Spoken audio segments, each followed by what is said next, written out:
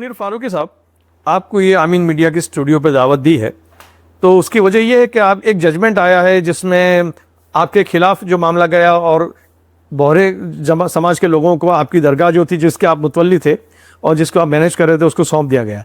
तो मैं ये जानना चाहूँगा कि इसके मुख्तसर में तारीख बताइए कि ये मौलाना महबूब और याकूब साहब कौन हैं?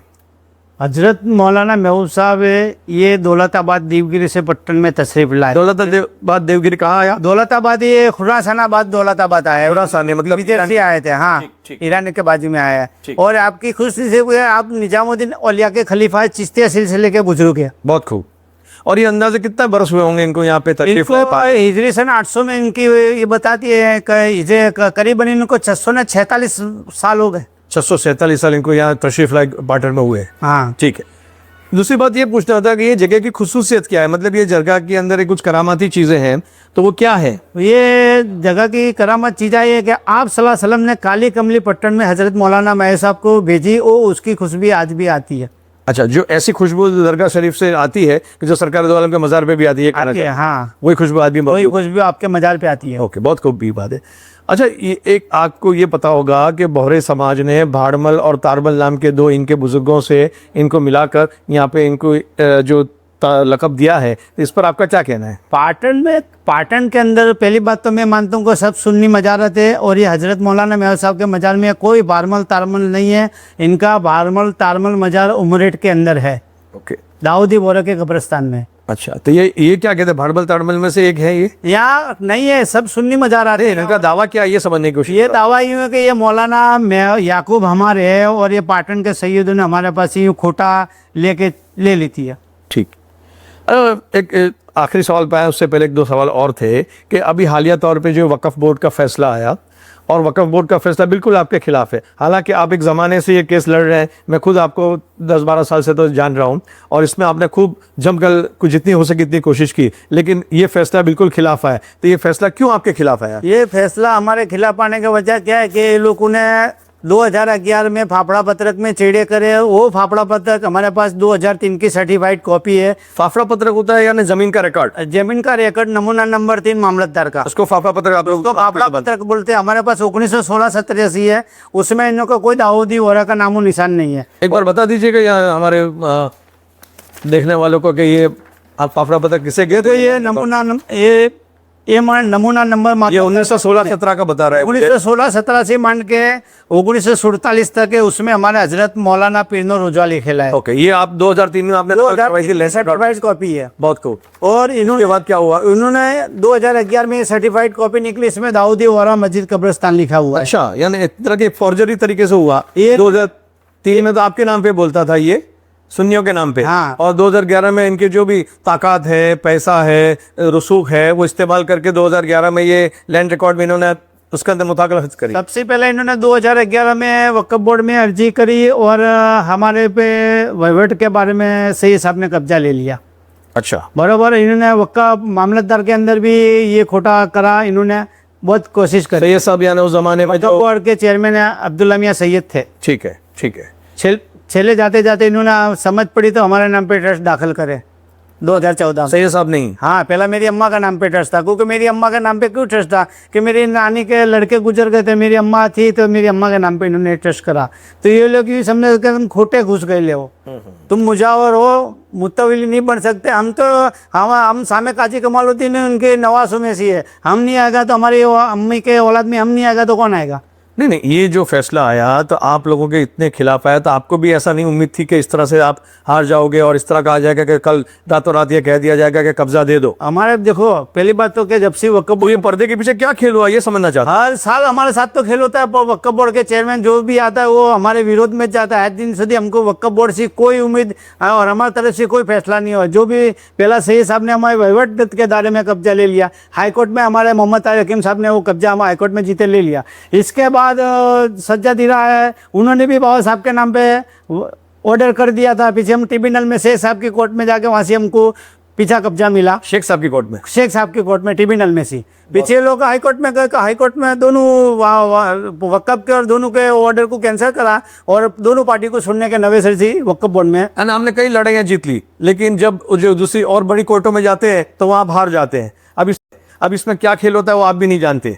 अच्छा, ऐसा भी कहा जाता है पब्लिक में, मैंने सुना है कि ये जो दूसरे समाज के लोग एक इको के अंदर पैसा भर के लाए थे और आपको ये ऑफर भी की थी कि इसमें से मन चाहे इतना ले लो, लेकिन ये जगह हमें दे दो। ये बात कितनी सही है? ये हर साल हमारे पास तो ऑफर आती है कि तुम्हारी फैमिली को लंदन ले जाएंगे, अमेरिका ले जाएंगे, तुम्हारे को ज़मीन दे जाएंगे, मौलाना महबूब साहब का कब्जा हमको सौंप दो। हमारे कोई चीज़ भी लालच में नहीं आना है, हमारे कोई पैसे नहीं चाहिए, हम बाबा की खिदमत करेंगे। ओके।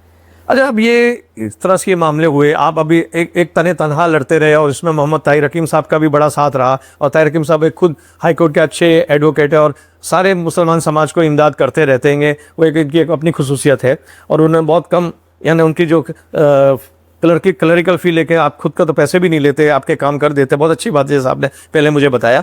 लेकिन दूसरे सुन्नी लीडर क्या कर रहे हैं हमारे? दूसरे हमारे सुन्नी भाई है कि पट्टन के अंदर बहुत सी सुन्नी भाई है, पर अभी क्या है, सरकार के सामने लोग डर गए ले, खुल के नहीं आ रहे लेते। आपने तो यहाँ पे भी अहमदाबाद के लीडरों का भी कांटेक्ट किया, दूसरे जो रूलिंग पार्टी है उनके लोगों से भी आपने उनके पीछे भी बहुत भागे, लेकिन नतीजा कुछ नहीं आया। नतीजा क्या है कि मेरे साथ बहुत गद्दारियाँ होती गई है, जब मेरे साथ बहुत गद्दारियाँ होती है। अभी मेरे को किसी पे भरोसा नहीं है अल्लाह की जात के सिवाय।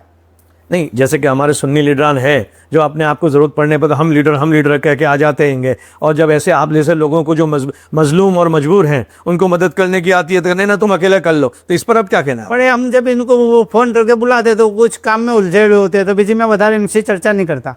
इन शॉर्ट आपको कोई मदद नहीं पहुंची? हमारे लोग अमुक मुसलमान भाई है जो से हमको मदद करते, ऐसा नहीं है कि नहीं मदद है। अमुक लोग हमारे मुसलमान भाई जो है मदद करते, जैसे मोहम्मद ताहिर हकीम साहब हमारा केस लड़ते, हमारे पास कोई पैसे की हम उम्मीद नहीं रखते।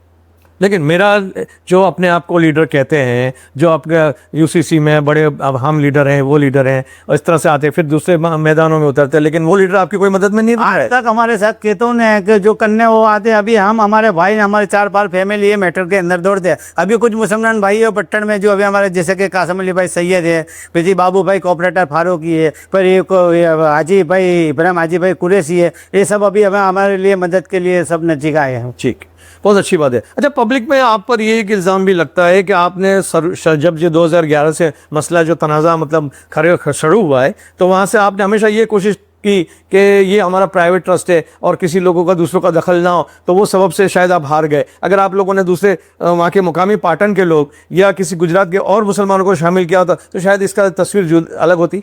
ये ट्रस्ट का मामला कैसा है कि मुझे हजरत मौलाना साहब के ट्रस्ट के अंदर दाऊदी बोल रहे बरसों से सबको पैसे की लालच देते, हमको इसके लिए किसी पे विश्वास नहीं आता। और ये हमारे साथ काजी कमालुद्दीन नाना है और इन हमारा खानदान वहाँ लेटा हुआ है, इसके लिए हमारे घर के सब ट्रस्टी हम निमते।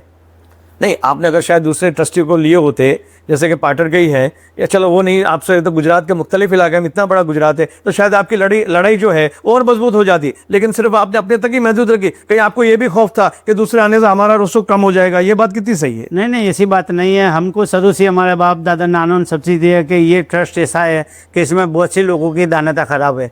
हमारे वालिद साहब का गुजरे तो कुल लेने भी अमुक लोग कहने भी है कि ट्रस्ट हमको दे जाओ, तो मेरी माँ ने वालिदा ने किया कि मेरे 5 लड़के हैं, मैं किस तरह ट्रस्ट सौंपूँ। अभी हाल तो देखो ये दरगाह मस्जिद में भी बहुत खोटा करने वाले करते नहीं करते ऐसा नहीं, पर हम तो ये चाहते हैं हम मर जाएंगे मिट जाएंगे पर हम खोटा वहाँ नहीं होने देंगे।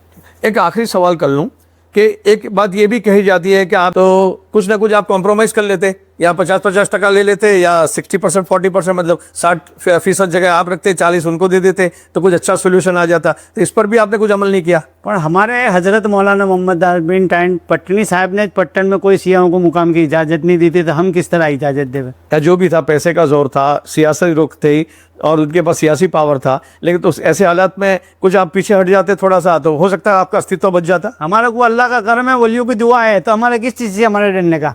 बहुत खूब। और बात ये पूछनी थी कि जैसे कि एक इंटरव्यू में बोहरे समाज के जो प्रतिनिधि हैं वो अपने आप को उनको सवाल पूछा गया कि क्या इसके यहाँ पे जो ज़ियारत के लिए लोग आएंगे उनको आप करने देंगे? जूना ट्रस्टीओ है એમના હોય દાદા પરદાદાની કબરો આવેલી છે અને મુસ્લિમ સમાજ પણ એ દર્શન કરવા આવે, એ લોકોને દર્શન કરવા બધા માટે ખુલ્લું છે દર્શન।